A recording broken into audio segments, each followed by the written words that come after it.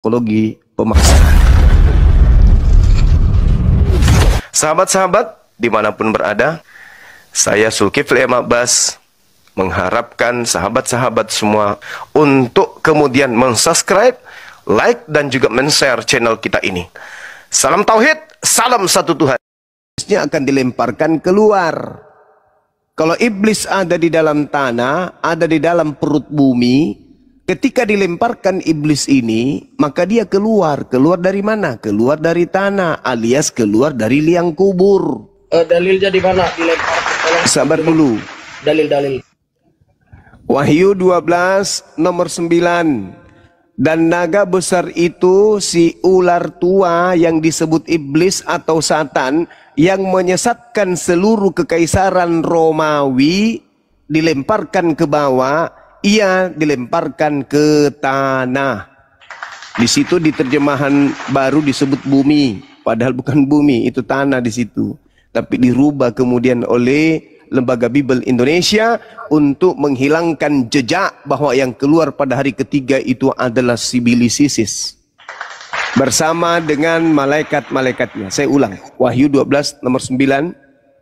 Dan naga besar itu si ular tua yang disebut iblis atau Satan, yang menyesatkan seluruh dunia. Nah, di situ lagi-lagi dilakukan kamuflase penerjemah seluruh dunia. Padahal original teksnya itu bukan seluruh dunia. Itu hanya merujuk kepada kekaisaran, seputar kekaisaran Romawi saja. Tapi sengaja dikatakan seluruh dunia. Apa tujuannya? Supaya bisa orang tertipu seakan-akan iblis itu untuk seluruh dunia. Padahal di dalam kitabnya itu hanya dilemparkan kemudian di wilayah daripada kekaisaran Romawi. Disebut Aikoumene. Aikoumene itu adalah kerajaan Romawi saja, bukan seluruh dunia. Jadi terjemahan yang sebenarnya terjadi, yang harusnya, dan naga besar itu si ular tua yang disebut iblis atau Satan, yang menyesatkan seluruh kekaisaran atau kerajaan Romawi, dilemparkan ke bawah. Ia dilemparkan ke tanah bersama-sama dengan malaikat-malaikatnya. Jadi Bible sendiri yang mengungkapkan dalil yang ada di dalamnya, namun dikaburkan oleh penerjemah supaya orang itu percaya Kristen itu adalah ajaran yang betul. Sehingga itu tadi, aspek dua sisi atas penilaian terhadap salib itu akan selalu berada dua komponen. Komponen pertama, orang yang berada pada kubu Tuhan, jangan kau membunuh orang yang benar, jangan kau membunuh orang yang tidak bersalah. Menumpahkan darah orang yang bersalah adalah kekejian bagi Tuhan, bahkan perkara yang sangat dibenci oleh Tuhan. Amsal 6 nomor 16, Amsal 17 nomor 15, nomor 18, dan juga Keluaran 23 nomor 78. Tuhan sangat marah apabila ada penumpahan darah terjadi terhadap Yesus. Tapi iblis sangat berusaha agar Yesus itu bisa dibunuh. Apa tujuannya? Supaya Yesus itu, mungkin iblis berpikir, ini kalau saya ganggu Yesus terus, Tuhan akan menyelamatkan dia. Dan kalau Yesus sudah terangkat ke langit, saya bisa memanfaatkan situasi. Makanya Yesus mengatakan, sekarang juga dunia dihakimi. Dan penguasa dunia akan dilemparkan keluar. Nah, dilemparkan keluar dari mana penguasa dunia ini? Sedangkan di dalam 1 Yohanes 3 nomor 8 jelas sekali perbuatan dosa itu adalah maut. Mau tidak mau harus diakui itu. Perbuatan dosa itu berasal dari iblis. Berarti penyaliban ini jelas berasal dari iblis, bukan berasal dari mana. Dan itu dalil dalam kitabnya saudara kita Kristen, tidak bisa dipungkiri. Nah, di dalam kitab saudara 1 Yohanes 5 nomor 19, di situ diterangkan bahwa iblis itu adalah penguasa seluruh dunia. Dia penguasa seluruh dunia. Dan dikatakan dalam 1 Yohanes 5:19 tadi, itu iblis berada, dunia ini berada di bawah kuasa si iblis. Berarti dunia ini berada di bawah kuasa iblis.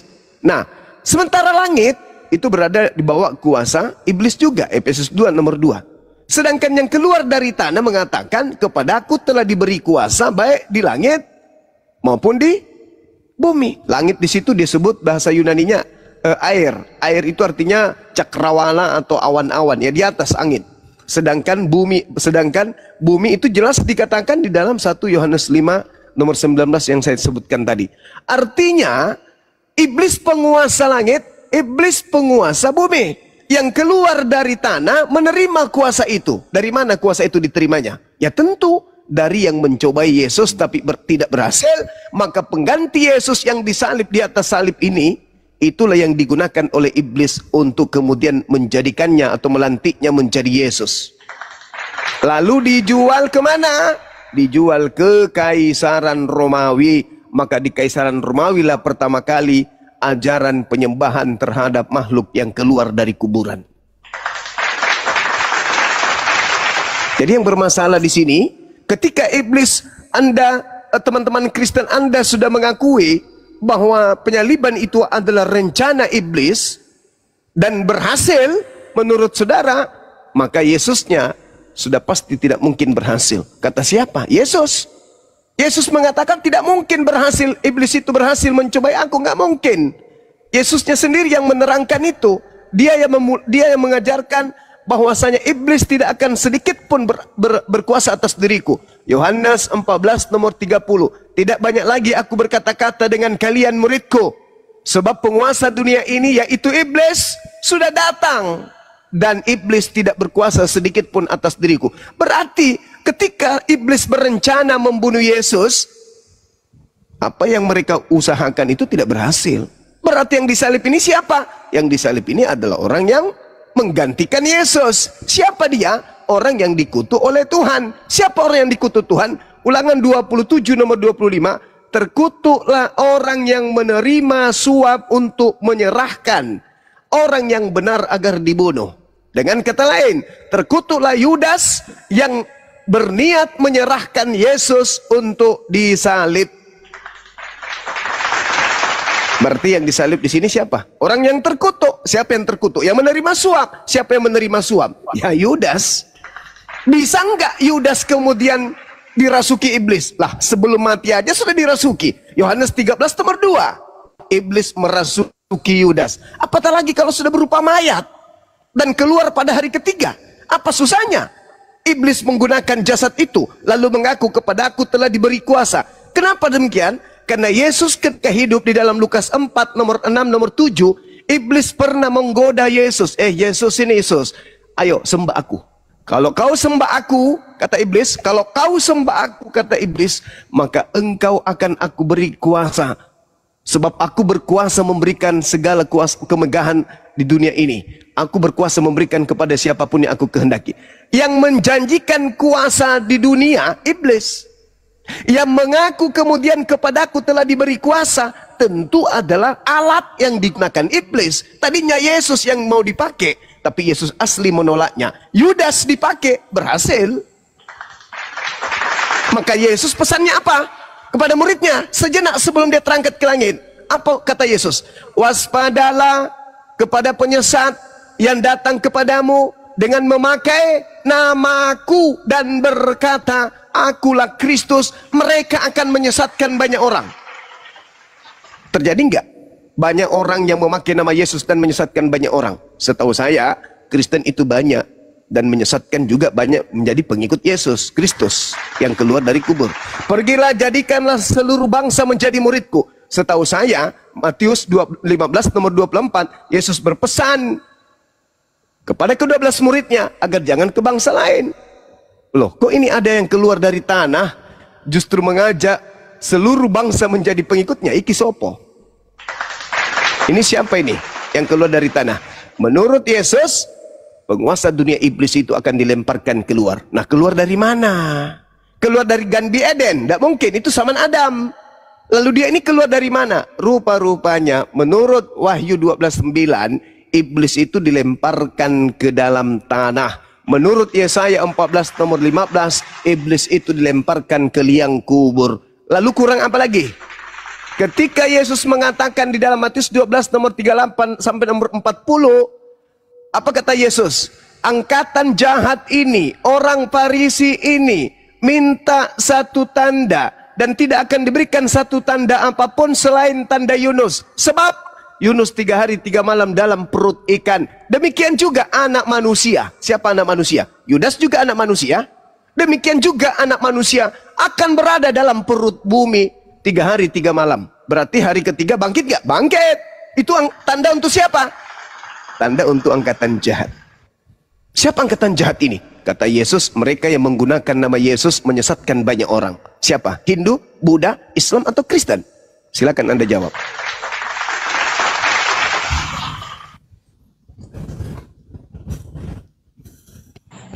Oke. Ya, jadi gimana ya? Anda memang panjang dia. Jadi panjang dan banyak gitu ya. Ini sakaratmu lagi. Mau ya.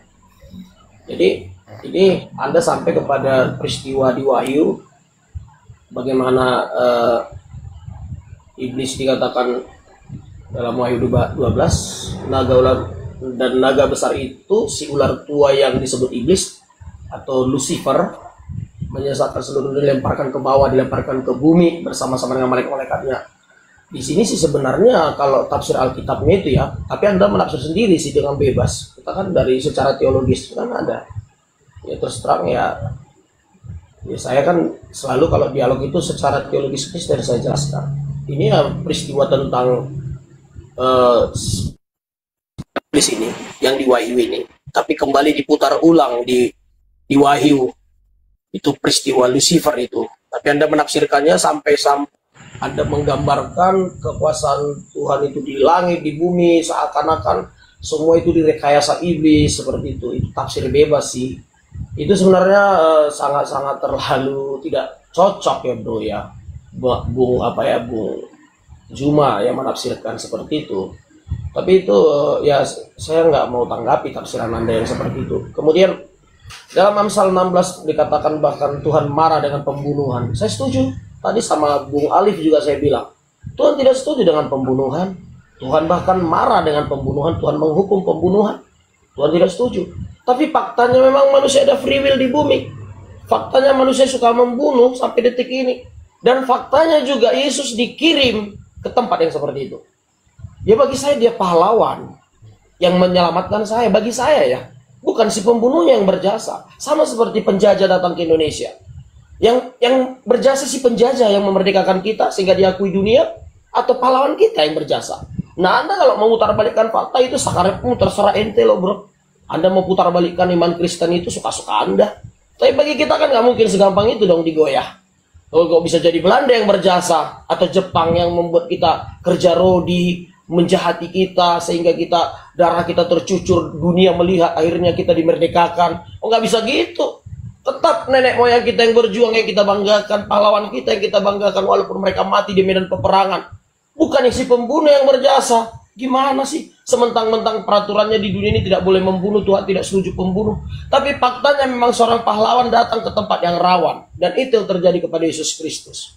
Dia datang ke tempat itu dan mengakui, aku dan Bapa satu.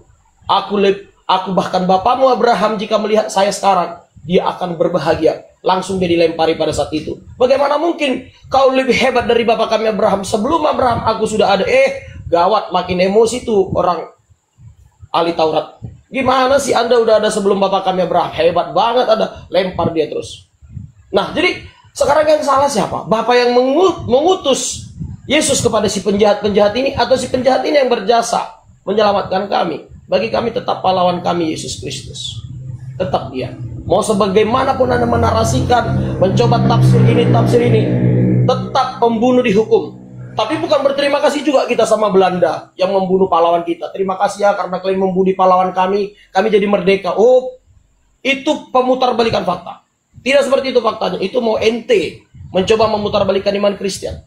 Dan kalau apologet saya tahu Edis TV kan di situ missnya. Dia kejebak dengan pertanyaan-pertanyaan yang memutarbalikan fakta. Kemudian ini kesalahan dia ketika dia menyuruh memilih. Itu apakah Yesus itu karya iblis di kayu salib atau karya Bapa? Itu pertanyaan yang salah. Tidak boleh dipertanyakan seperti itu. Di situ missnya. Apakah karya Belanda kita merdeka atau karya pahlawan? Pertanyaan macam apa seperti itu? Tetap karya pahlawan kita. Tapi memang ada sih memang efek karena kita diserang bangsa lain. Jadi PBB berperan juga di situ. Jadi akhirnya mengesahkan kemerdekaan kita. Tapi peran yang terbesarnya adalah pahlawan kita banggakan. Begitu konsep keselamatan Kristen. Kemudian Anda membawa-bawa iblis penguasa langit dalam Wahyu 9, Wahyu 12 tadi. Itu tafsir Anda, tafsir bebas. Saya tidak mau tanggapi kalau tafsir bebas. Anda belajar Alkitab aja, masuk teologi ya biar lebih deal. Karena kita akan belajar tentang di situ di teologi tentang sejarah, waktu penulisan, makna tafsiran ini dengan kaitannya perjanjian lama. Nah, kemudian Anda mengatakan menghubungkan terkutuklah orang menerima suap. Jelas terkutuk. Yudas terkutuk. Dalam Ulangan 27. Memang benar. Yudas karena dia ikut perintahnya, ikut keinginannya iblis, ikut pengaruh iblis, dia rasakan itu terkutuk. Dan Yesus sedih. Kenapa mesti ente, bro? Maka dikatakan dalam Matius dikatakan seharusnya jangan ada di antara kalian. Tapi di antara kalian itu yang mendengar, ada Judas juga di situ. Ternyata dia mendengar juga. Tapi dia tidak bertobat. Harusnya Judas masih ada kesempatan untuk bertobat. Nah, jadi kalau Anda tafsir bebas, Bung Jumal, saya nggak layani tafsir bebas Anda tentang kejatuhan iblis dengan Wahyu. Itu saya hanya tanggapi itu peristiwa Lucifer ketika di Taman Eden dibuang ke bumi mempengaruhi manusia. Hanya di situ saya jawab. Kalau panjang lebarnya masuk teologi aja. Oke, sekian, silakan.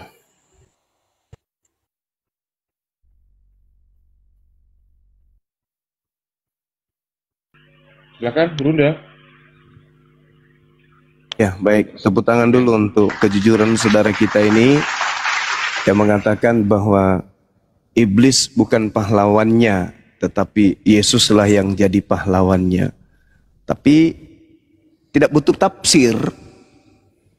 Bagi saya tidak butuh tafsir, cukup yang tertulis aja. Yang Anda maksudkan yang bangkit dari tanah kan? Yang Anda maksud Yesus kan? Ya itulah pahlawan saudara, emang Yesus. Pahlawan Anda memang Yesus. Sekarang permasalahannya, percaya enggak Anda kalau Paulus mengatakan ada Yesus lain? Percaya enggak Anda kalau Yesus mengatakan kepada Yahudi nih, bukan kepada Kristen, kepada Yahudi? Percaya enggak Anda kalau Yesus mengatakan waspadalah kepada Yesus palsu? Itu dulu. Jadi kalau Anda bangga mengatakan, oh bukan iblis pahlawanku, tapi Yesus. Yesus yang mana dulu? Yesus yang bangkit pada hari ketiga. Ya udah, terima kasih, selamat. Anda sudah menerima dia sebagai pahlawan Anda.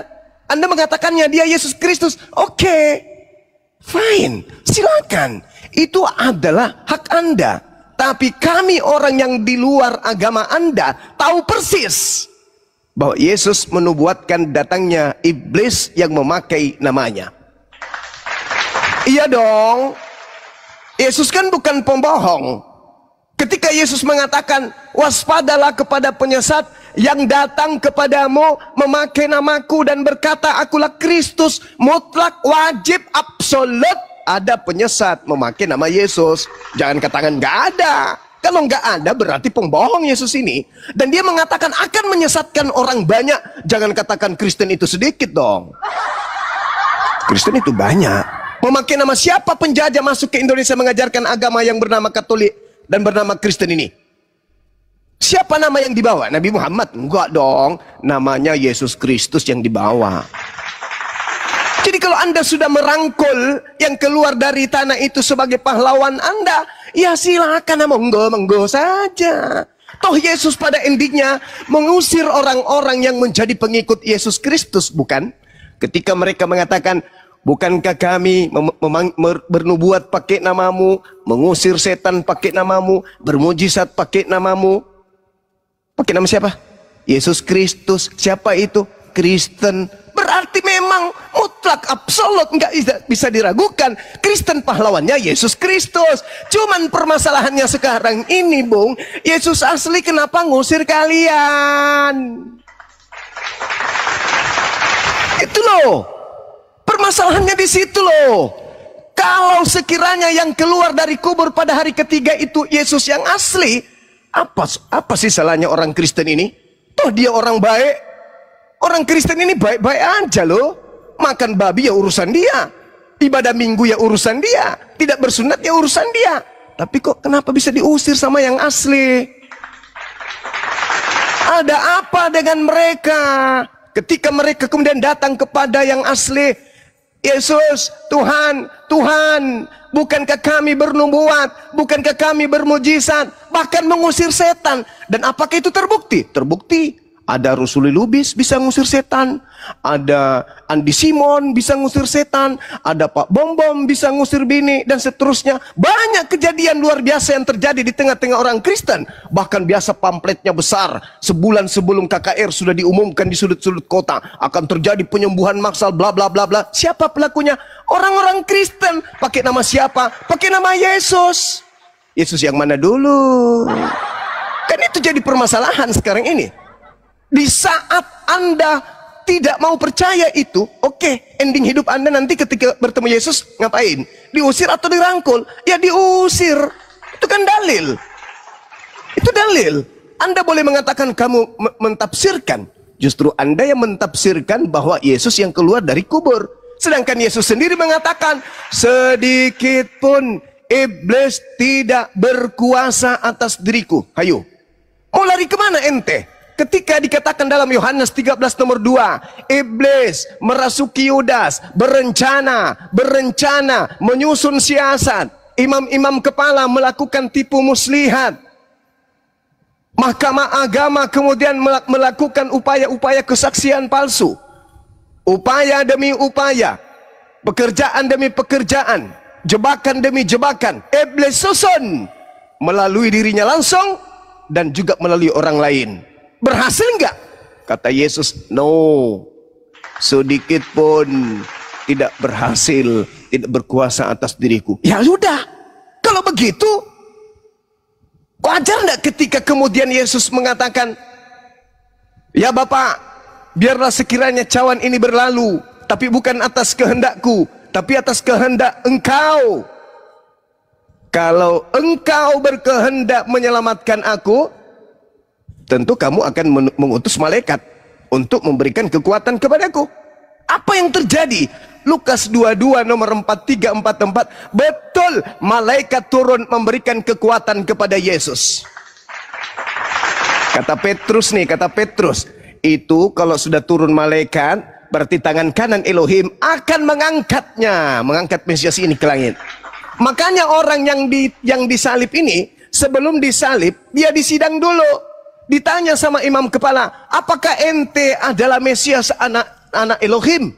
Apa kata yang ditangkap ini? Ya engkau yang mengatakannya, bukan aku. Ente yang mengatakan, engkau telah mengatakannya sendiri bahwa aku adalah Mesias, bukan aku yang mengaku. Mana ada aku mengaku aku Mesias? Kamu yang mengatakan itu. Lalu nomor 69-nya apa kata orang ini yang disidang ini?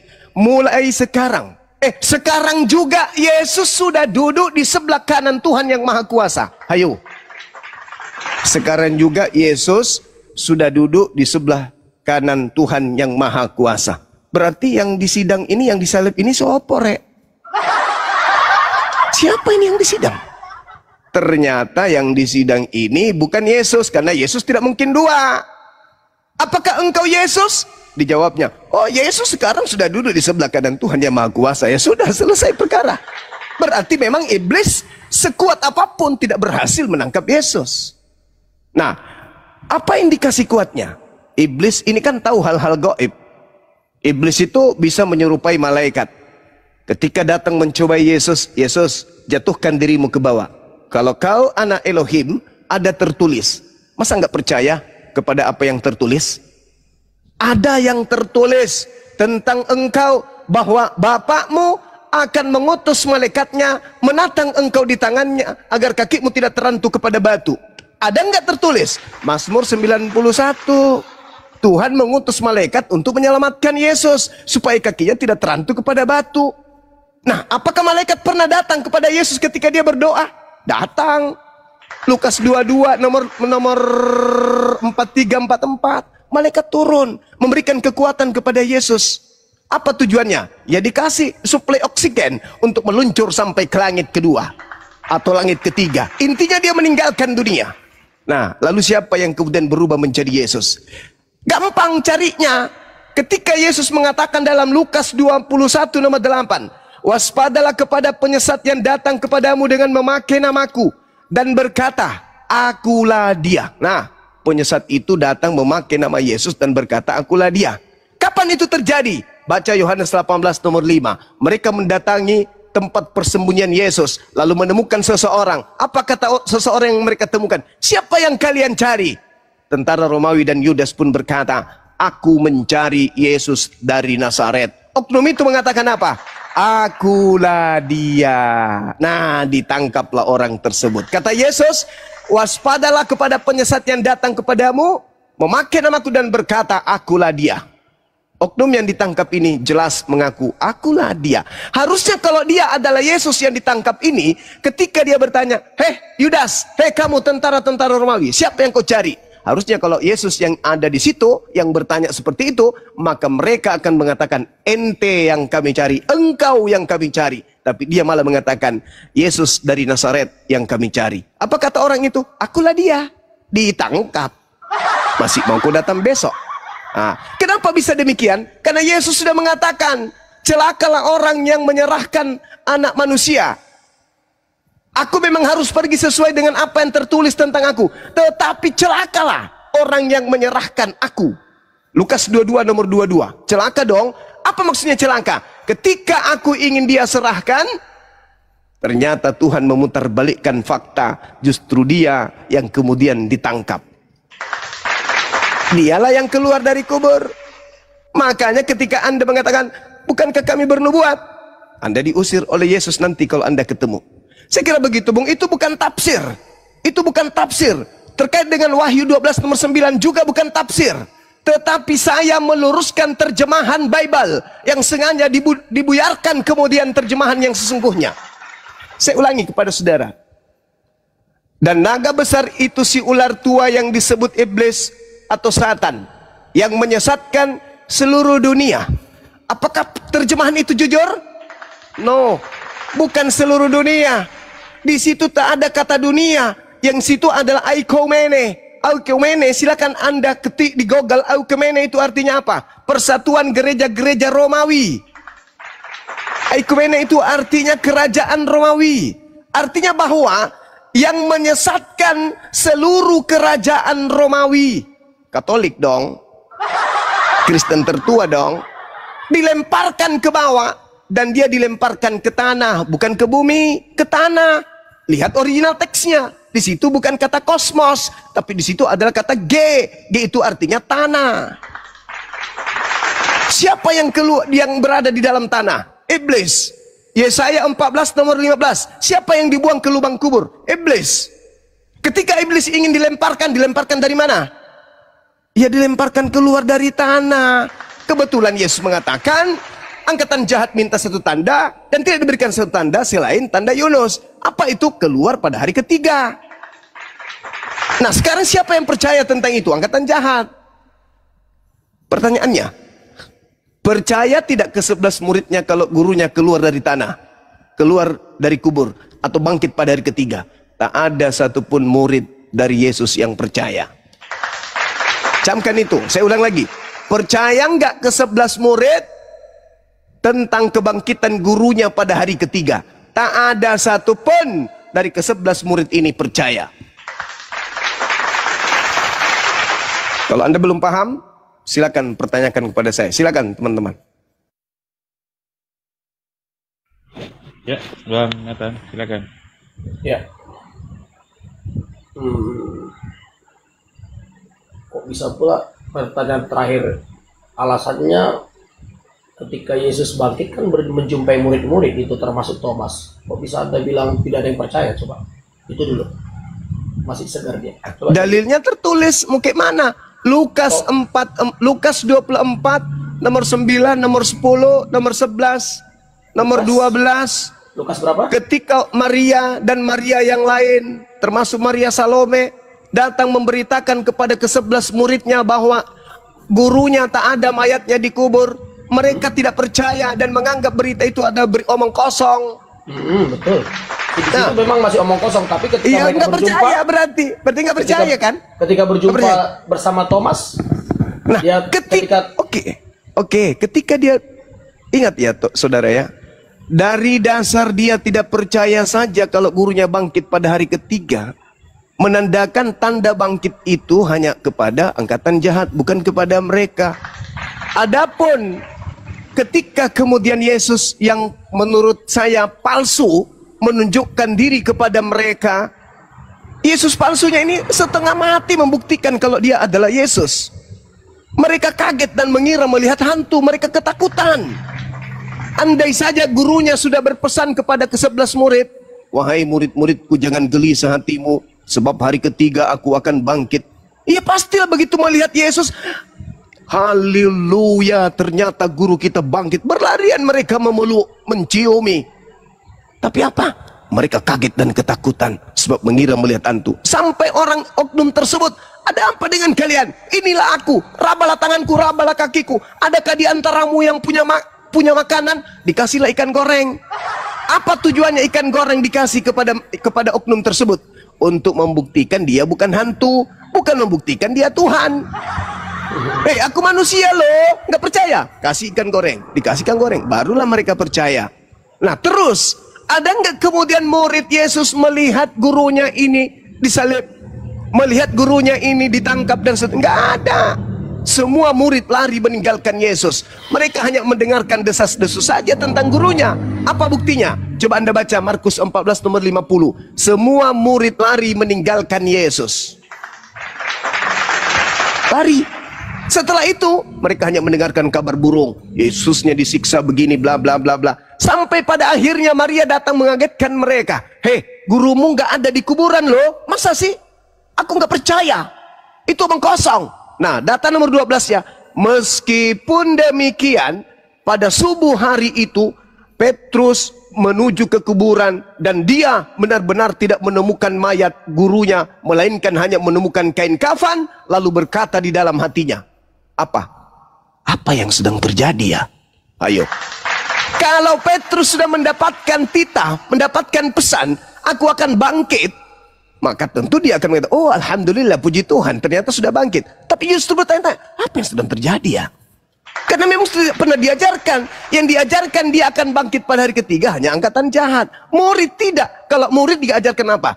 Aku akan pergi dan kau tidak akan pergi kemana aku pergi. Tidak lama lagi engkau akan bersama dengan aku. Adalah benar jikalau aku pergi. Sebab kalau aku tidak pergi, roh kebenaran itu tidak akan datang. Tetapi ketika aku pergi, aku akan mengutus dia kepadamu. Dia akan memuliakan aku. Itu tanda yang diberikan kepada sang murid.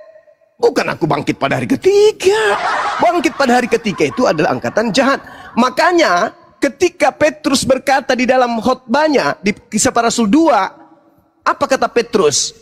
Daud kuburannya masih ada di tengah-tengah kita. Nomor 29-nya, 23, 30, 31 sampai nomor 40. Apa kata Petrusnya? Daud menubuatkan tentang Mesias. Jasadnya tidak ditinggal di kubur dan jasadnya tidak mengalami kematian. Dia akan ditinggikan oleh tangan kanan Elohim. Jadi Yesus yang kau salibkan itu, nah itu dua. Berbicara oknum lain lagi nih. Jadi orang Israel harus tahu bahwa Yesus yang telah kau salibkan itu telah dijadikan menjadi Kristus, menjadi Tuhan dan Kristus. Untuk siapa? Untuk angkatan jahat. Jadi Yesus yang mereka salib adalah Tuhan baru untuk mereka. Roma 14 nomor 9. Untuk itulah Yesus mati agar ia dibangkitkan oleh Elohim untuk menjadi Tuhan dan Kristus. Elohim yang adalah Tuhan membangkitkan Yesus yang dibunuh oleh orang-orang kafir. Untuk apa? Untuk dijadikan Tuhan untuk bagi orang jahat. Itulah yang dikatakan Al-Quran. Aku menjadikan iblis sebagai Tuhan orang-orang jahat. Petrus juga mengatakan itu. Orang-orang Israel harus tahu bahwa Yesus yang telah kau salibkan itu telah dijadikan menjadi Kristus. Sedangkan anak Maria itu di dalam Lukas 2 nomor 11 sudah Kristus sejak lahir. Tapi ternyata yang disalib ini nanti disalib baru jadi Kristus. Begitu juga yang namanya Tuhan. Sudah Tuhan sebelum ada kehidupan manusia. Tapi ternyata kata Paulus, untuk itulah Yesus dibunuh agar dia dibangkitkan untuk menjadi Tuhan. Dibunuh dulu baru jadi Tuhan. Coba renungkan itu bang. Renungkan baik-baik. Murid-murid Yesus tidak percaya terhadap kebangkitan pada hari ketiga. Yang mereka tahu, gurunya ditangkap, gurunya sudah pergi. Makanya mereka sudah berpencar. Tidak lagi mereka menyatu, menjadi yang nelayan menjadi nelayan, yang petani jadi petani. Tidak lagi mereka melakukan penginjilan setelah Yesusnya itu pergi. Nanti setelah datang Paulus, barulah kemudian terjadi huru-hara besar. Itu fakta. Ya, silakan. Ya. Oke, jadi kembali lagi kita, Bang Juma selalu ingin mengulik Alkitab dengan tafsirnya sendiri semua. Harusnya seperti ini Bang Juma, kalau Anda mau pengen tafsirnya kan ada kamus Alkitab di aplikasi. Jadi kita klik ayat itu ke kamus, ada penjelasannya. Sehingga kalaupun ada penjelasan yang seperti itu, coba bandingkan dengan pemahaman Anda tadi. Semua itu lari semua yang Anda jelaskan. Jadi saya kan kita yang punya basic teologi ya akan lucu mendengar tafsir Anda semua itu dari awal sampai akhir tadi. Nah, jadi Anda tadi ada beberapa poin di sini. Ya, jadi ada beberapa poin tadi mana itu yang pertama terlalu banyak sih tentang akhir zaman. Iya. Yang dikatakan di sini. Ya, ini tafsirnya ketika Matius 24 dikatakan waspadalah terhadap, ditanya murid dia ketika Yesus duduk di Bukit Zaitun, datanglah murid-murid kepadanya untuk bercakap-cakap sendirian dan kata mereka, katakanlah kepada kami guru, bila manakah itu akan terjadi, apakah tanda kedatanganmu dan tanda kesudahan dunia. Ini dia berkata tentang akhir zaman ya, akhir zaman. Jadi ini bukan tentang masa Romawi, belum. Ya, Matius 24:3 ini bukan berbicara lemparkan ke tanah ke bumi Romawi, okumene, enggak, itu enggak ke situ diarahnya ini. Arahnya ini makanya membaca ayat Alkitab itu kita mungkin beda dengan Quran. Kalau Quran memang di satu pasal ayat 1 sampai 50 itu antah berantah dia karena kutipan-kutipan cuplikan dari ayat entah dari mana. Kalau kita bersambung menyambung, jadi kita nggak bisa Matius 24 ini nggak hanya ke ayat yang dikatakan ayat ke-6 ini, kamu akan di mana namanya akan ada Mesias palsu. Ayat keberapa tadi ya? Mesias palsu, kesudahan akhir zaman. Nah, dikatakan di sini tanda-tanda kesudahan Yesus, waspadalah jangan ada yang menyesatkan kamu. Nggak bisa hanya ayat 4. Kita harus baca ayat 3 dulu. Jadi akan ada nanti di akhir zaman ini yang menyesatkan antikris atau 66 atau yang sekarang yang sedang dibicarakan tentang akhir zaman ya, kedatangan Yesus kali kedua. Itu di situ ada Mesias palsu yang berusaha menyelamatkan manusia. Yang ada tafsir ini tentang Romawi itu ngalur ngidul nggak nyambung karena ini berbicara nanti di akhir zaman. Anda menghubungkan malah justru di awal-awal murid tadi menyesatkan murid-murid. Anda kaitkan lagi dengan Matius 7:16. Ayat berapa tadi? Matius 7:21. Bukan setiap orang berseru kepadaku Tuhan, Tuhan. Terus ada mengadakan mujizat, berseru kepadaku Tuhan, Tuhan, dan kemudian mengadakan mujizat.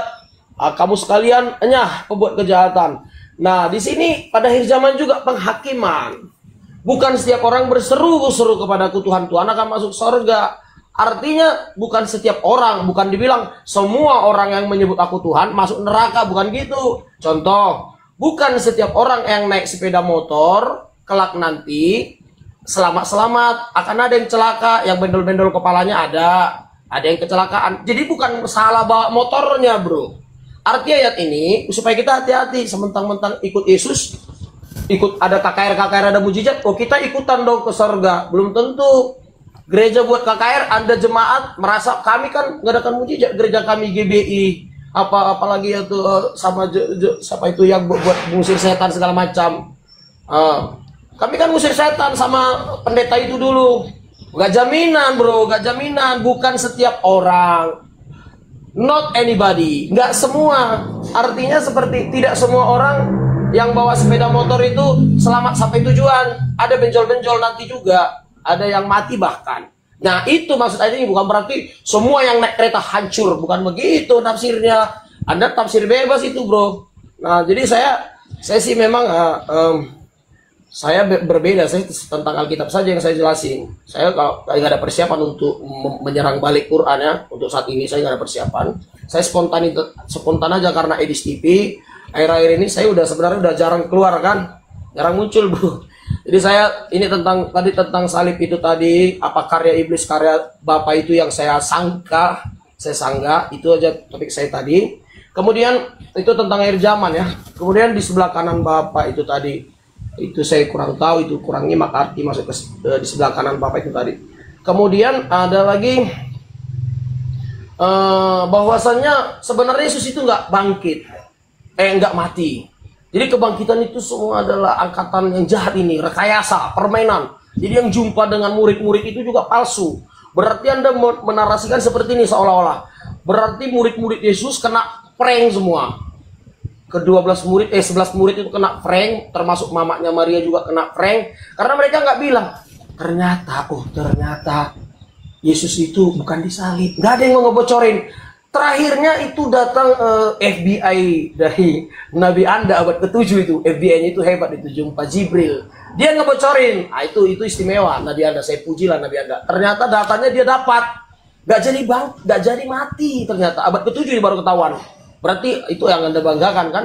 Nah, tapi sebelum abad ke-7 itu data itu semua kena prank semua manusia. Kalau saya mengikuti jalur cerita Anda, di prank Nabi, murid-murid di prank sama Tuhan Yesus. Gak pamitan juga enggak sama tetangganya yang jual goreng, gak pamitan. Pokoknya main pergi aja gitu sama murid-murid, konon lagi sama yang jual goreng sebelah rumah. Sama murid-murid juga gak ada yang tahu. Taunya itu Nabi Anda Muhammad, abad ke-7 lagi taunya. Bu, ternyata begini cerita yang sebenarnya. Memang waktu itu ada keraguan, tidak bangkit di umum ya. Tapi kalau murid-murid nggak ragu, di halayak rame ragu memang. Mana ada mungkin bangkit. Kalau memang diakui itu bangkit, itu prajurit Romawi akan komplain, kok bisa bangkit? Berarti kalian nggak bagus membunuhnya, nggak mati kok bisa bangkit. Nah itu memang yang tahu itu hanya kalangan murid dan murid-murid Yesus. Kalau di luar pasti ada rumor-rumor yang bilang nggak mungkin itu bangkit, nggak mungkin.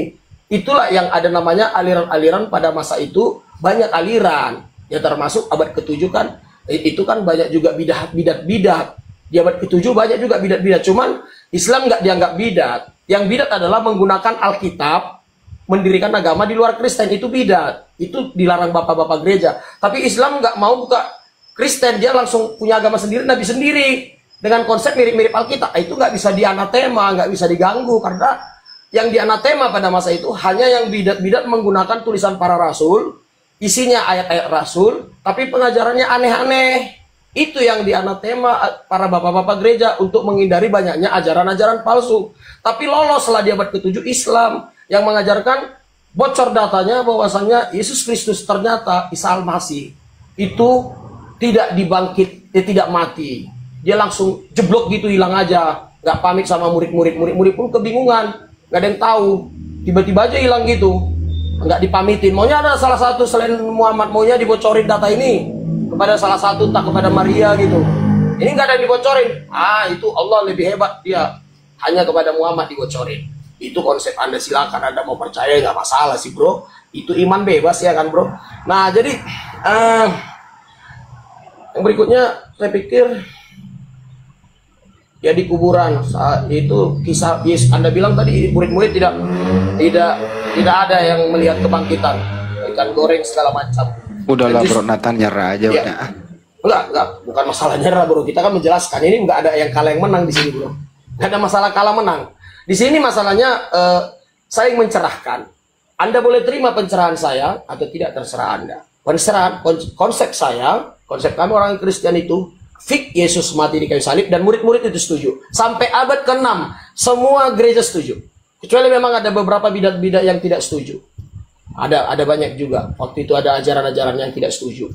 Ada banyak. Jadi kalau murid-murid sampai detik ini kita konsisten percaya itu semua. Termasuk ke-11 murid Yesus dan para murid-murid waktu itu banyak. Bukan hanya 11 murid Yesus. Waktu Petrus berkhotbah itu udah banyak itu. Orang ada 5.000 yang diselamatkan. Nah, jadi kalau semua kena prank, yaitu hak ente. Hak ente. Semua di prank, akhirnya kebocoran data di abad ke-6, Islam mendapatkan data yang terbaru. Ya saya nggak tahu itu data benar atau hoax, itu nantilah kita yang tahu. Saya nggak mau menghakimi ya. Kita serahkan semua kepada Tuhan. Saya pikir kembali kepada kita tetap ke iman masing-masing. Kalau Anda percaya terserah. Oke, Bang Juma. Tapi saya Bang Juma, saran saya ke Bang Juma gini, ada namanya kamus Alkitab. kalau mau lebih apalagi di situ ada penjelasannya di kamus Alkitab, tafsir ada di situ di kamus Alkitab. Nanti sebelum ke dialog gini supaya kita kan ya, saya kan ada basic teologianya. Jadi kalau menjelas yang aneh-aneh, saya ketawa sendiri gitu, geli gitu dengarinya kalau Anda menafsir seperti tadi itu. Anda seperti berkhotbah gaya Kristen, tapi kemana berantah gitu ngejelasinnya. Akhir zaman Anda hubungkan ke zaman Romawi. Kan lucu, ayat itu tentang akhir zaman. Murid nanya, bro, Tuhan Yesus gimana? Oh gini bro, nanti pada saat kedatangan saya gini. Dia sedang bincang-bincang tuh dengan gurunya.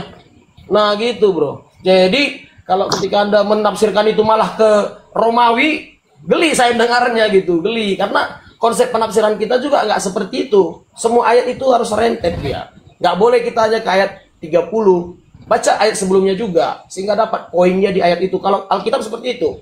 Dan kitab Yahudi juga seperti itu. Jadi konsep penulisan kitab Yahudi dengan Injil 100% mirip. Jadi kami sanadnya sama riwayatnya digabungin semua. Kalau Anda kan firman Allah semua di Qur'annya. Apanya semua riwayat-riwayatnya di tempat lain, di hadis gitu. Beda kalau kita riwayat sama peristiwanya digabungin semua di situ. Yahudi juga gitu kitabnya. Sehingga kita enak dia merunutnya peristiwanya kapan, di mana itu ayat per ayat itu saling nyambung. Begitu. Silakan, terima kasih. Oke, saya bersyukur Anda mengaku Anda punya basic teologi. Saya ingin tahu, peran naga itu sudah terjadi atau baru akan terjadi nanti setelah Kristen ada di surga? Peran naga itu jelasnya itu ya masih di masa penghakiman. Sudah terjadi atau belum terjadi? Peran naga itu ada, kalau kita bahas rentetannya, kita kan ada rentetannya. Pertama antikris, setelah antikris nanti kedatangan Tuhan Yesus menjadi hakim, ada namanya tahta putih. Kemudian setelah tahta putih ada namanya iblis dilepaskan sebelum tahta putih. Jadi ketika Yesus nanti datang ke bumi, dia datang bersama-sama manusia kembali ke bumi, dia akan menghabisi antikris, mematahkan semua kejahatan-kejahatan di bumi. Itu kerajaan 1000 tahun. Di situ iblis dipenjarakan selama 1000 tahun. Nah setelah itu di habis abad ke yang 1000 tahun, iblis dilepas. Disinilah peran naga nanti kembali berperang lagi dengan para malaikat untuk menguji iman-iman yang ada di bumi. Nah jadi itu ada penjelasan teologisnya semua. Jadi naga itu sudah terjadi atau belum terjadi, Bang? Saat ini belum terjadi. Berarti sekarang ini di surga penuh dengan setan, iblis. Bukan, kenapa bisa begitu jadinya? Lah, maka timbullah peperangan di surga. Mikail dan malaikatnya berperang melawan naga tua. Naga tua itu dibantu oleh malaikatnya. Naga tua ini iblis. Berarti di surga penuh dengan iblis. Berarti ini kan belum terjadi. Nanti kan? Iya nanti. Jadi. Berarti iblis di surga nih. Sampai sekarang memang, kalau kita belajar dari kitab Ayub ya, di Ayub kan bisa kita lihat juga iblis pernah menjumpai Tuhan di sorga. Jadi sampai detik ini memang, karena iblis ini, jangan kita bayangkan iblis ini seperti hantu ya. Iblis ini malaikat dulunya, malaikat Tuhan. Jadi enggak sekarang ini Bang, sekarang ini berarti iblis ada di surga. Iblis ini tidak di surga, tapi dia bisa datang ke pintu surga. Ada batasnya. Bagaimana? Mana yang betul ini? Mana yang betul? Nah, ke pintu surga bisa dia datang. Bisa. Di pintu atau di surga? Tidak di surga, di pintu surga. Maka timbullah peperangan di surga, bukan di pintu surga. Ya, mana yang betul? Di surga. Jadi dia menyerang. Anda belajar teologi di mana? Dia menyerang surga, dia mencoba berusaha menyerang. Nanti kan hari penghakiman dia sebentar lagi mau dihabisi. Dia mencoba menyerang kerajaan surga, tapi tidak terkalahkan. Oke, saya bantu Anda untuk belajar. Jadi bukan berarti mereka diam bersama-sama Tuhan di surga, bukan. Dia yang mendatangi surga nanti di akhir zaman. Di akhir zaman dia mendatangi surga. Dia akan terjadi peperangan yang dahsyat di Harmagedon pada akhir zaman. Jadi bukan dia tinggal bersama-sama di surga ya. Sama ketika peristiwa Ayub, Anda baca Ayub nanti, iblis mendatangi Tuhan, komplain kepada Ayub. Boleh. Jadi sampai detik ini iblis, surga dan neraka itu sepertinya tetanggaan, seperti itu. Saudara, ya. Kalau Anda belajar jangan setengah-setengah.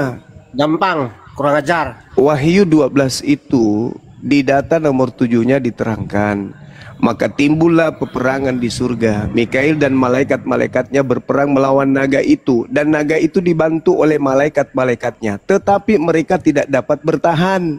Mereka tidak mendapat tempat lagi di surga. Betul. Tidak bertahan. Nah, berarti dia di surga kan? Dia nggak sanggup menghadapi para malaikat. Berarti berarti dia iblis di surga kan? Dia tidak sanggup bertahan di surga. Dia mencoba. Berarti dia di surga. Dia mencoba berarti dia di surga. Tidak di surga. Dia mencoba menyerang. Mereka tidak mendapat tempat lagi. Berarti dulunya punya tempat. Ya memang dulunya ada. Dulunya ada tempat mereka. Berarti sekarang ini? Nah sekarang ini mereka nanti di akhir zaman ya, bukan sekarang. Nanti di akhir zaman. Ya, nanti di akhir zaman. Ini? Di akhir zaman. Nanti mereka mencoba kembali lagi menyerang tempatnya semula. Jadi kan mereka malaikat. Setan ini malaikat Tuhan. Oke, kita baca nomor 9-nya. Dan naga besar itu si ular tua yang disebut iblis atau Satan yang menyesatkan. Kok jadi seluruh dunia di situ, Bang? Coba. Kenapa bisa jadi seluruh dunia di situ? Oke, Wahyu berapa tadi ya? Wahyu 9:12 tadi tetap ya. Kita tetap di Wahyu 12 ya. Kenapa jadi seluruh dunia di sana? Iya. Ini peristiwa. Ini peristiwa kan saya udah jelaskan tadi. Ini sebenarnya tafsirnya ini permulaan Lucifer jatuh ke bumi, menggoda Adam dan Hawa. Kapan itu?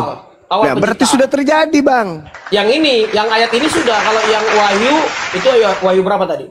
Nah, ini Wahyu. Yang saya bahas ini Wahyu. Ada beberapa yang sudah terjadi, ada belum terjadi. Ini tafsir bebas ini. Bukan, nanti Anda boleh simak ya. Anda boleh simak. Hanya kronologis tadi kita. Ada beberapa yang sudah terjadi, ada yang belum. Naga besar itu yaitu si ular tua yang disebut iblis atau Satan yang menyesatkan seluruh dunia. Kenapa jadi seluruh dunia di situ? Ya, Wahyu berapa itu? Sebentar. Biar tadi. Wahyu 12 nomor 9. Kenapa jadi seluruh dunia? Sementara di situ tidak ada yang dunia. Saya bilang perang Harmagedon ya. Nanti kalau yang ini Wahyu 12 ayat yang Harmagedon nanti maksud saya. Yang Harmagedon tadi yang perang dengan malaikat itu di akhir zaman. Ini rangkaiannya satu perikop, Bang. Jangan dirubah-rubah. Wahyu 9 dari nomor Wahyu 12 nomor 7 sampai nomor 9. Ya. Itu berbicara mengenai hal yang sudah terjadi, bukan yang akan terjadi. Bahaya Kristen nanti kalau masuk surga ternyata di sana ada perang naga. Oke ya. Nah, kenapa dikatakan seluruh dunia? Padahal di situ bukan seluruh dunia. Di situ jelas Aikomene. Aikomene itu berarti seputar area kekaisaran Romawi. Iblisnya dilemparkan ke sana. Bentar. Di sini nggak ada kata-kata melempar, coba. Menyesatkan, Bang. Menyesatkan kan dari langit, menyesatkan, Bang. Ada, bukan dilempar. Kan dari langit katanya. Kan dari langit. Lukas 10 nomor 18.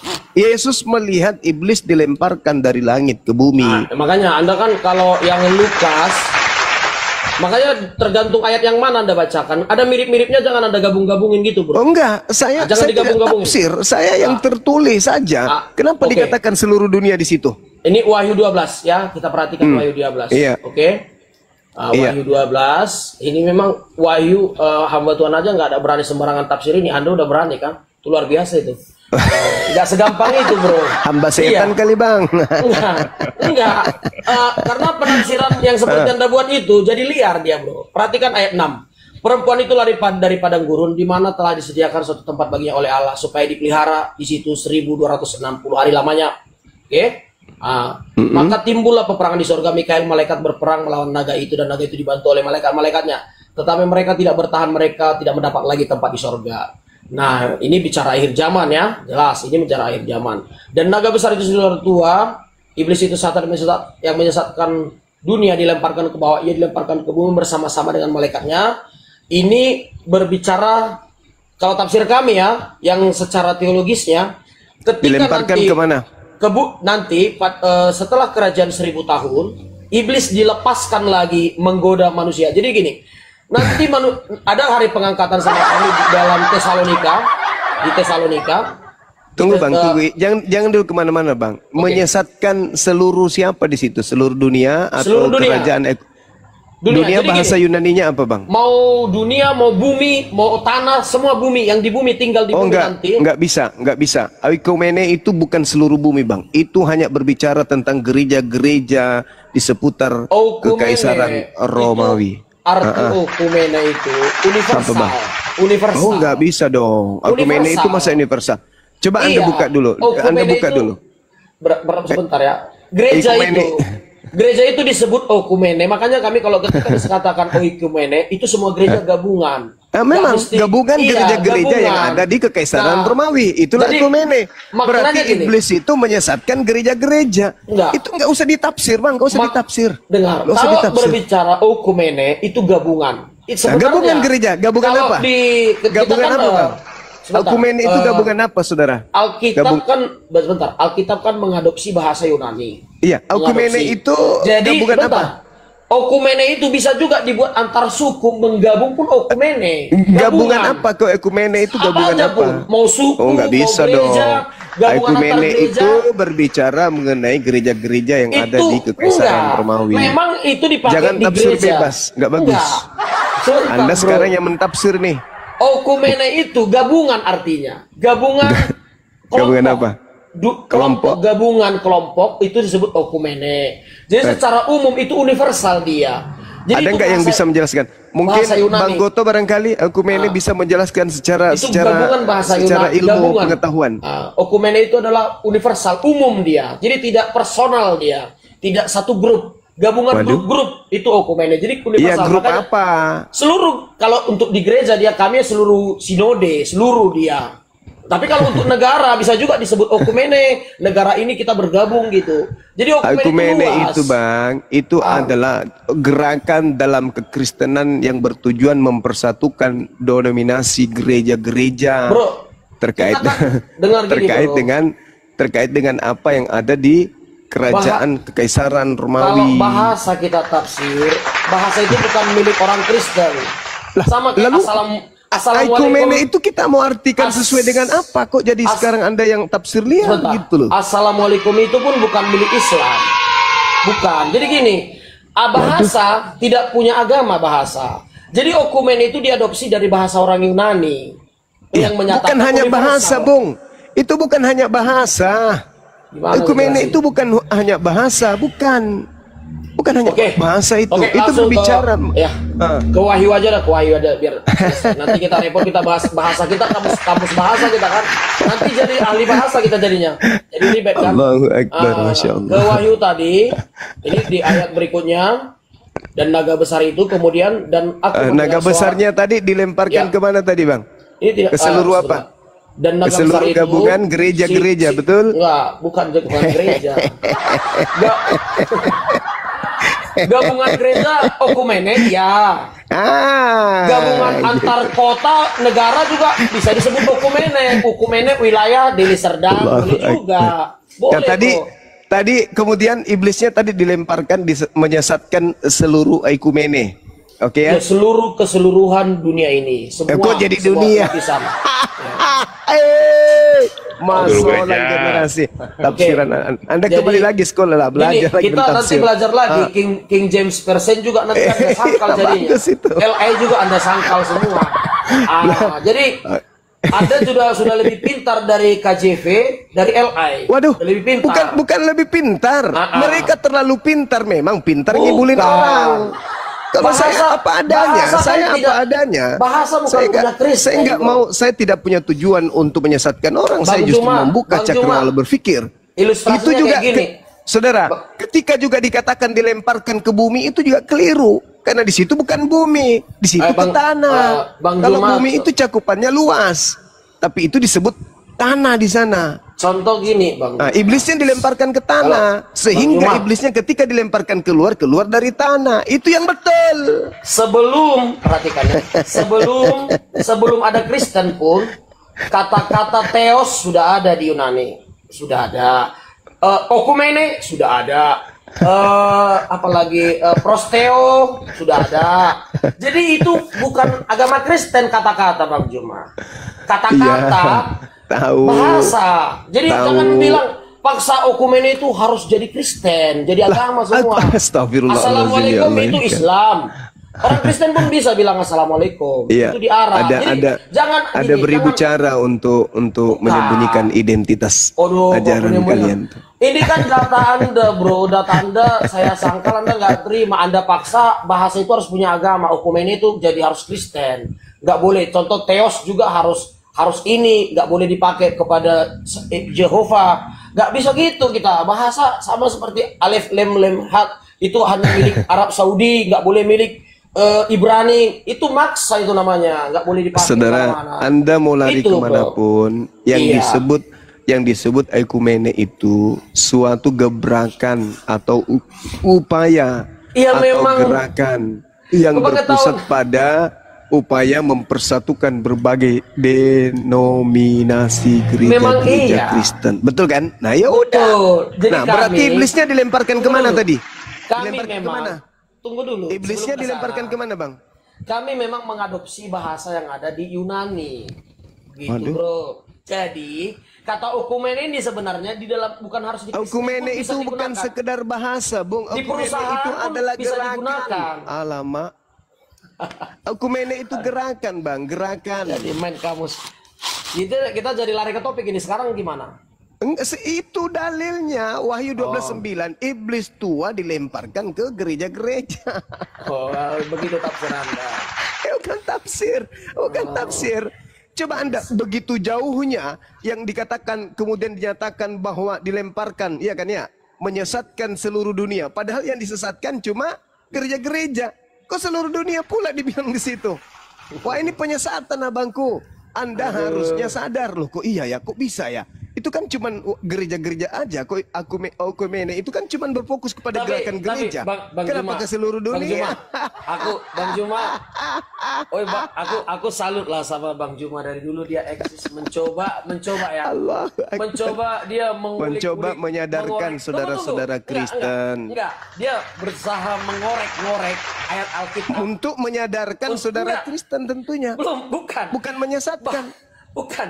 Saya lihat ya, Bang Juma ya. Loh, Kita kan loh. diskusi santai dulu ya, Bang Juma. Saya Iya, melihat saudara, makanya saya tertawa. Sebentar, perhatikan. Anda Halo, berusaha, selamat Anda malam. sebentar.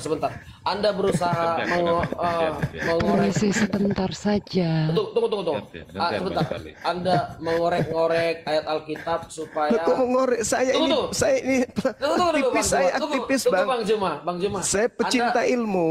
Tunggu dulu, Bang. Anda Ya, mencoba silakan. menafsirkan untuk meluruskan ayat Al-Quran Anda sampai Menafsirkan kepada lagi. meluruskan, Kok jadi saya jadi penafsir tafsir? meluruskan sebentar. Saya Aduh. salutnya gini. Halo, Anda ayolah pakai saya duluan. Anda pakai sebentar ayat saja. enggak, saya setelah ini saya stop ya.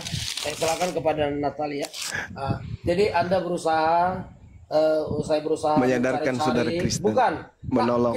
Kita ketawa melihat penafsiran Anda, tertawa kita, Bro. Ya udah, Bukan, silakan. Anda nggak ada Saya tidak data. menafsirkan, saya menunjukkan data. Juma, Anda mencoba Iya. mengisi kekosongan pemahaman tentang Quran Anda supaya didukung Alkitab. Oh Nauzubillah enggak min dong. dzalik. Al-Quran saya mengatakan wa iya dauna illa setana marida. Yang kalian sembah itu adalah iblis yang durhaka. Jadi, Nah, saya dalil salut. tadi apa? Bang Dalil Juma. tadi apa? Bang Juma. Iblis dilemparkan kemana? Oh, Ikumene. Bang Juma, saya salut.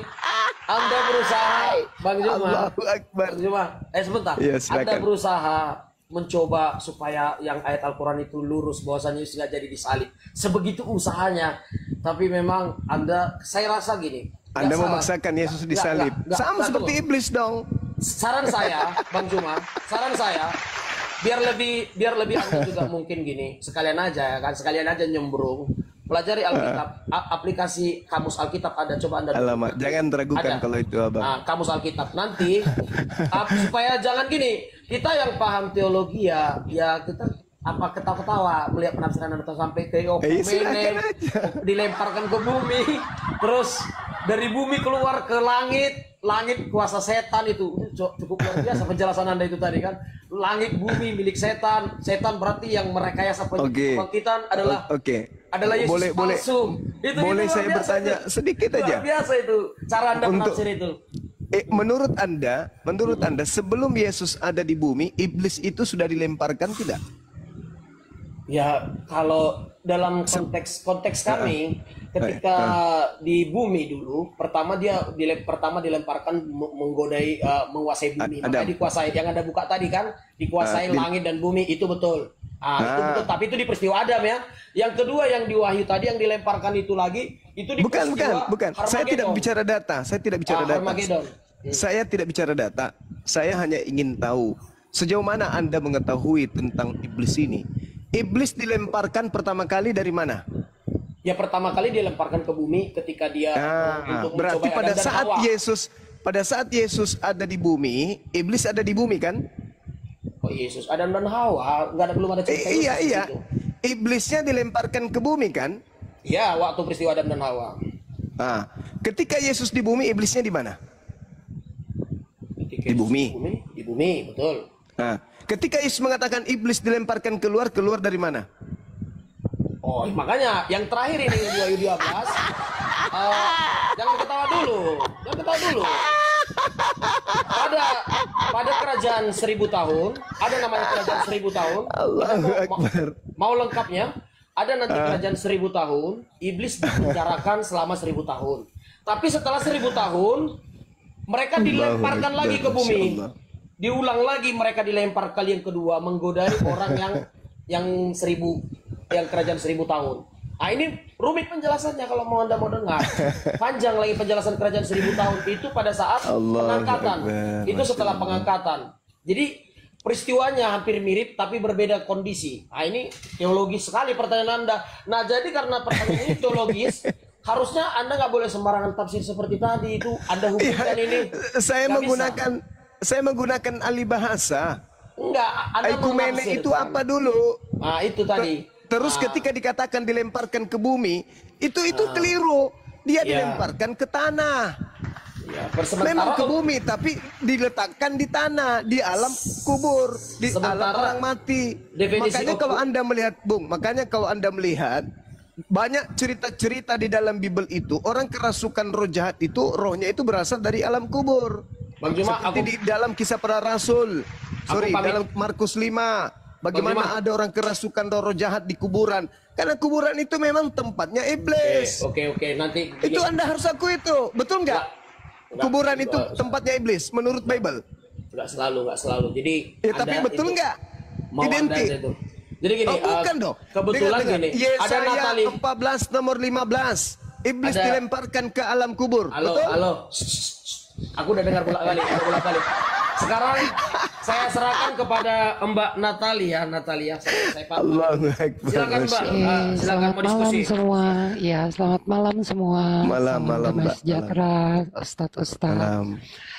Begini ya, sesuai tema, kan di dalam kitab orang Kristen itu sudah jelas bahwa salib itu ada.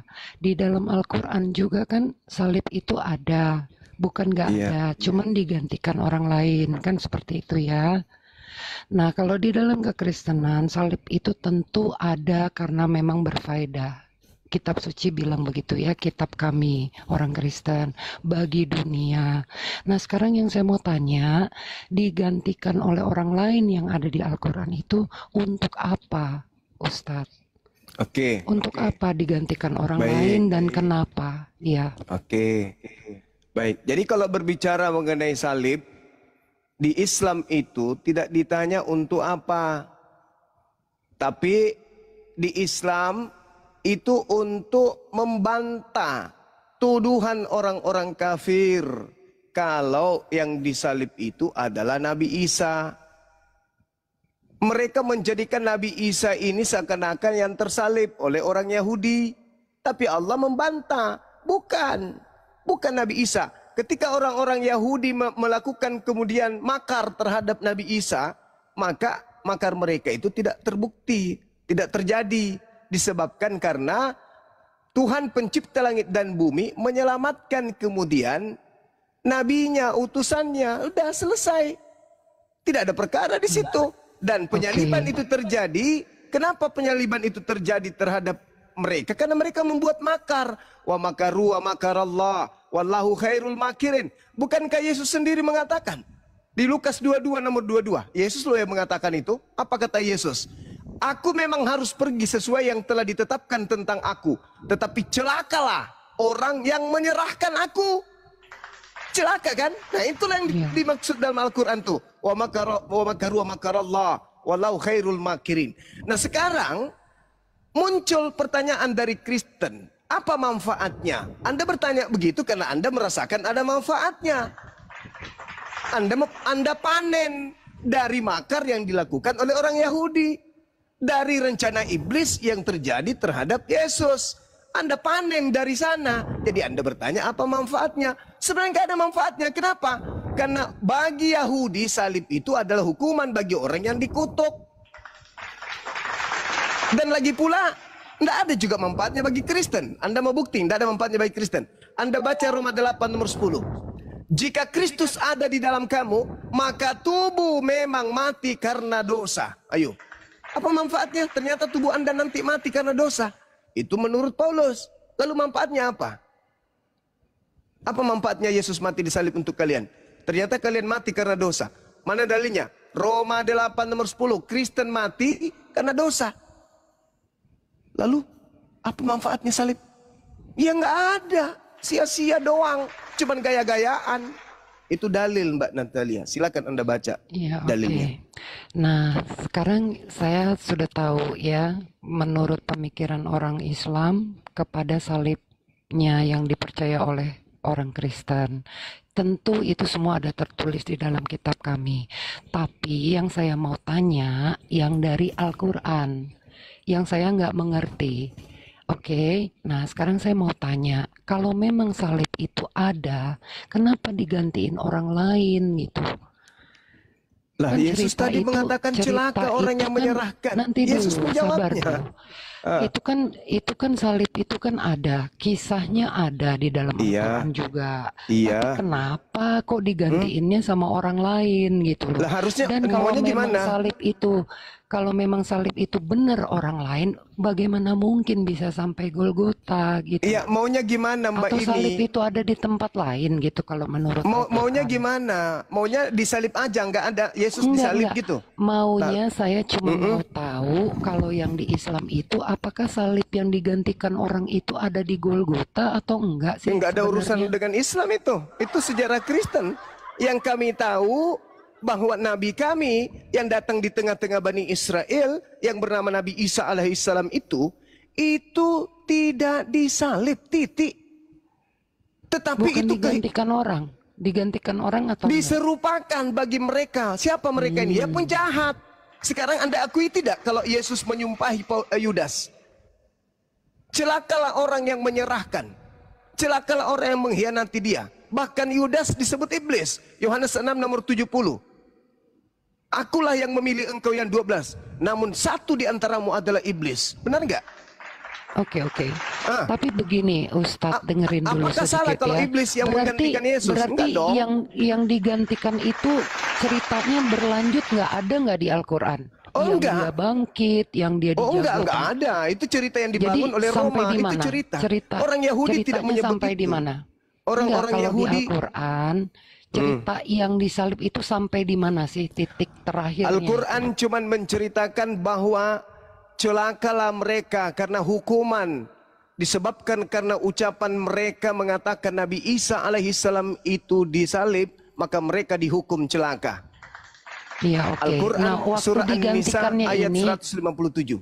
oke, terima kasih. Tapi pada waktu disalibnya ini udah sampai di situ aja, digantikan orang lain, nggak ada kelanjutannya ya? Ya, cuman kelanjutannya orang-orang yang menyalibkan ini itu celaka, dihukum oleh Tuhan. Begitu juga orang-orang yang mengatakan Nabi Isa disalib, mereka semua dihukum, termasuk Anda. Oke, nggak apa-apa. Al-Quran surah An-Nisa Tapi- ayat 157.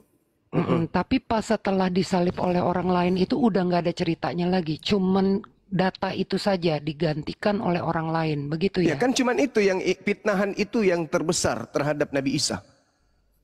Termasuk ketika diceritakan Nabi Isa ditanyai oleh Allah, apakah engkau yang mengajarkan orang-orang itu menuhankan dirimu selain daripada aku? Nabi Isa mengatakan, tidak, aku tidak pernah mengajarkan mereka untuk menuhankan diriku. Tidak pernah. Itu dia sendiri. Karena aku tidak pernah mengajarkan itu. Yang aku ajarkan kepada mereka adalah sembahlah Allah Tuhanku dan Tuhanmu. Fattakullah wa atiun. Itulah jalan yang lurus, kata Yesus, kata Nabi Isa. Dan kami sebagai apologet Islam menemukan data-data itu betul ada di dalam kitab saudara. Hidup kekal itu adalah mereka mengenal engkau satu-satunya Tuhan dan mengenal aku sebagai Rasul. Fattakullah wa atiun. Bertakwalah kepada Allah satu-satunya Tuhan dan taatlah kepada aku sebagai utusannya. Itu Al-Quran menerangkan itu. Tidak ada yang keliru. Oke. Kalau begitu, kalau salib itu tidak ada, hanya sampai data digantikan oleh orang lain, lalu Isa ini faedahnya apa di dalam Al-Quran? Dia ini ngapain sebenarnya Nabi sih? Isa ini Sampai kenaikannya tolong deh kasih tahu. Ya, Nabi Yang Isa, tertulis, ya. Al-Quran ini datang untuk meluruskan dunia yang sudah disesatkan oleh ajaran kalian. Itu manfaatnya Al-Quran turun bercerita tentang Nabi Isa alaihissalam untuk meluruskan kuasa gelap yang Yesus sendiri nubuatkan. Yesus mengatakan, setiap hari engkau bersama dengan aku mengajar di bait suci. Tetapi sekarang kenapa engkau menganggap aku penyamun sampai engkau datang membawa pedang dan pentungan? Tetapi saatmu sudah tiba, saatnya kuasa kegelapan. Nah, Islam datang meluruskan kuasa kegelapan itu supaya dunia ini tidak gelap. Supaya terang benderang bahwa tidak Ustaz. ada itu Tunggu, Tuhan sabar. turun ke Iya, bumi dibunuh oleh manusia. oke. Nggak ada. Oke, saya Bullshit mengerti. itu semua. Al-Quran Iya, menjelaskan oke. itu, Mbak. Tapi begini, kalau Allah itu mengasihi Isa, tentu juga dia mengasihi orang berdosa juga dong. Kan Isa juga termasuk nabi yang berdosa, apa tidak? Masa digantiin orang lain gitu loh? Lah siapa Kalau suruh? kalau Kan Yesus memang mengatakan. Isa tidak disalib, kalau memang salib itu nggak ada, kenapa harus digantikan orang lain gitu? Lah, Sementara kenapa Anda yang terjadinya mengatur? salib itu kan dahsyat gitu. Nah, sekarang kalau begitu polanya, pertanyaan Anda, saya balik bertanya kepada Anda, kalau memang harus penebusan dosa sampai Tuhan harus bunuh diri atas salib, kenapa Tuhan tidak menebus sejak dari Adam di Gan Eden? Kenapa harus menunggu ribuan tahun? Harus menunggu Maria melahirkan anaknya, lalu kemudian nebus dosa? Kenapa nggak dia tebus sejak di Eden aja? Kenapa Nggak, harus ada masalahnya mewariskan Tuhan dosa? ini Kenapa? Tuhan ini kan nggak membunuh gitu loh. Masalahnya kan itu. Tuhan nggak Bang membunuh Zuma. gimana? Tuhan nggak Masa membunuh? Tuhan membunuh orang yang menggantikan orang yang lemah, orang yang Saya justru tanya. harus diselamatkan? Saya tanya Masa kepada malah dia saudara. yang disalib? Saya tanya kepada saudara. Apa hukuman Iya. bagi orang yang tidak percaya kepada salib? Nggak tahu, nggak Nah, maksudnya, itu maksudnya saya bahayanya ini itu di situ. pikiran Ketika saya lagi kemudian, dengar. terfokus Sebelum kepada kemudian orang yang Adam, disalib di dalam dengar Ibu, Al-Quran. dengar Bu, dengar. Jangan menyerang membabi buta, tapi Anda sendiri buta terhadap Bible. Andai saja pertanyaan Anda ini boleh saya lemparkan kepada saudara. Apa akibatnya orang-orang yang kemudian tidak percaya salib? Dia akan mati kekal di dalam dosanya. Nah, kenapa Tuhan harus kemudian menggunakan salib ini? Kenapa Tuhan tidak menghapuskan sejak di Adam? Kalau itu pertanyaan saudara, kenapa harus mencelakai orang-orang yang karena Adam berbuat dosa, lalu kemudian orang lain yang menanggungnya? Itu polanya di mana? Kalau kemudian di Al-Quran diterangkan yang menanggung ini adalah orang yang berbuat kejahatan terhadap Nabi Isa, kan setimpal. Siapa suruh berbuat jahat? Ya setimpal lah. Dan itu Yesus katakan, celakalah orang yang menyerahkan aku. Celaka nggak? Celaka dong. Masa tingkat celaka? Yesus sendiri yang mengatakan celaka. Justru kalau kalian itu mengatakan Yesus itu kasih, kenapa dia menyumpahi Yudas? Harusnya Yesus itu berterima kasih. Aku memang harus pergi, tetapi alhamdulillah, puji Tuhan, haleluya. Bersyukurlah karena dia telah menyelamatkan kalian, karena dia telah berkhianati aku.